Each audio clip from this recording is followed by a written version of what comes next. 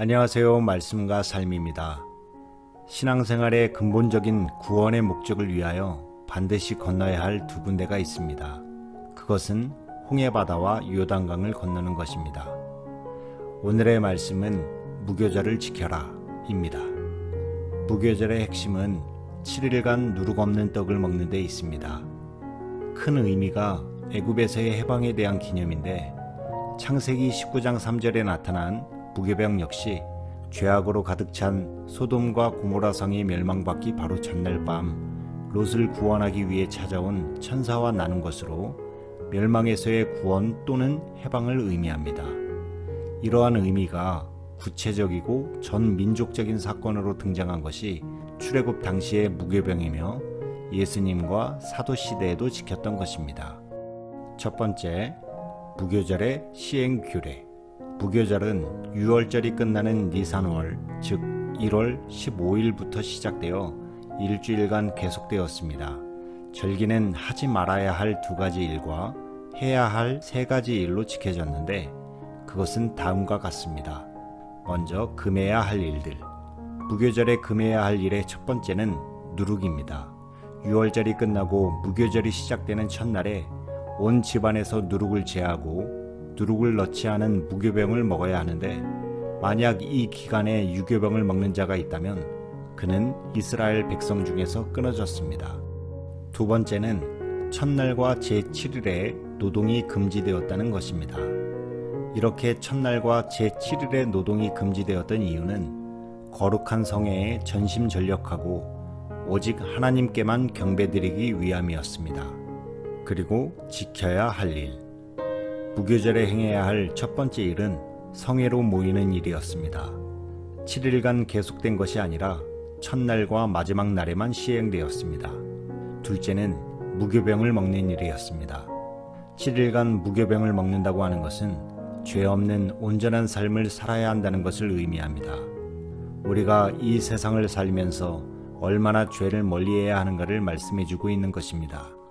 셋째는 첫날과 마지막 날을 제외한 모든 날에 행해야 할 노동입니다.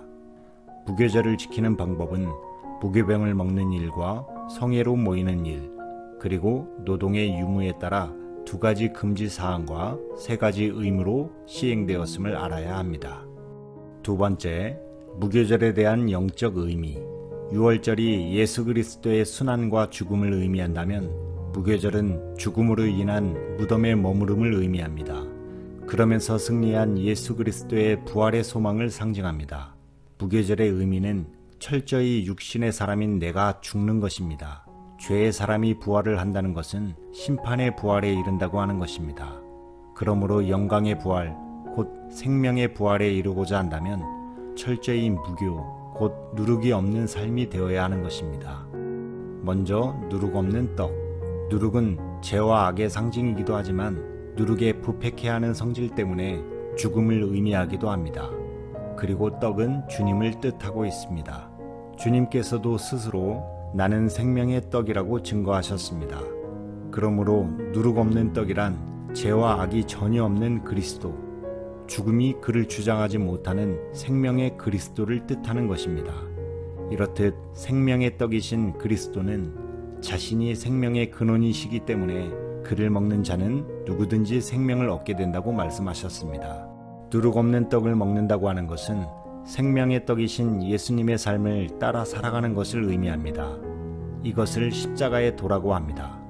따라서 철저히 예수 그리스도의 삶이며 성품인 인격을 닮아가는 것을 떡을 먹는다고 하는 것입니다. 사실 누룩 없는 떡은 먹기도 어렵지만 맛도 없습니다. 세상에 살면서 세상의 방법대로 내 맘대로 살지 않는다고 하는 것은 육신적인 눈으로 볼 때 참으로 재미없는 삶인 것입니다. 실제로 예수님만 바라고 사는 사람을 세상 사람들은 무슨 재미로 사냐고 말들을 합니다. 무교절에 누룩 있는 떡을 먹을 경우에 출교를 당한다고 하는 것을 생각하면 누룩 있는 떡을 먹는 것은 곧 영생의 자리에서 쫓겨나는 것과 같은 것입니다. 그리고 5일간의 일들. 레위기 23장 9절에서 14절에 의하면 이때의 이스라엘이 행한 일들은 초실절, 즉 처음 익은 보리단을 하나님께 바치는 일이었습니다.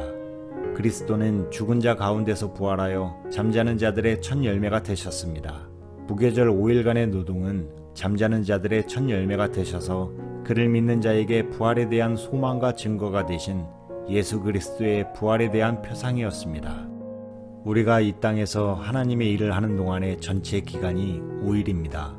이 5일간에 내가 해야 할 일은 나를 아들이 될 수 있도록 만들어내는 것입니다. 그것이 5일 동안에 우리가 해야 할 일들인 것입니다. 이 일을 해낸 자들이 바로 첫째 부활에 참여하는 자들입니다. 이는 부활의 영광에 참여하는 자를 만들어내는 것을 의미합니다. 개개인은 부활의 첫 열매 되신 예수님을 닮아 부활의 소망을 갖고 자신의 옛사람을 철저히 죽이는 무교절의 삶을 사는 것이라면 장차는 부활의 영광에 참여하는 알곡 신자가 되는 것이며 그 영광을 누리는 아들이 되는 것입니다. 이것이 내가 5일 동안에 해야 할 일들인 것입니다. 그리고 유월절과 무교절의 관계. 그리스도의 순환과 죽음을 의미하는 유월절 직후에 그리스도의 부활을 상징하는 무교절이 뒤따른 것은 그리스도의 죽음과 무덤 그리고 부활이라는 순서와 정확하게 일치합니다. 유월절은 그리스도와 내가 죽는 것이요 장사 지내는 것입니다. 그리고 무덤에 있는 것이 무교절인 것입니다. 무교절은 그리스도의 죽음에 대한 무덤의 의미요 부활에 대한 상징이요 그를 믿는 자에게 주어지는 생명과 부활에 대한 확실한 소망의 상징입니다.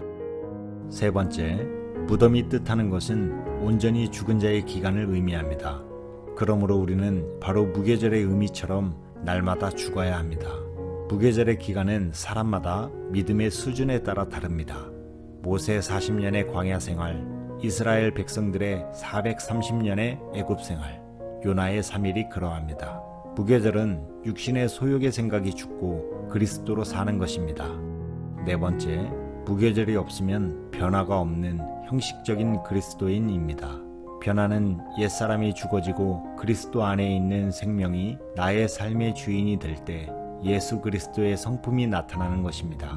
무교절은 옛사람인 내가 죽고 그리스도가 내 안에 사는 것입니다.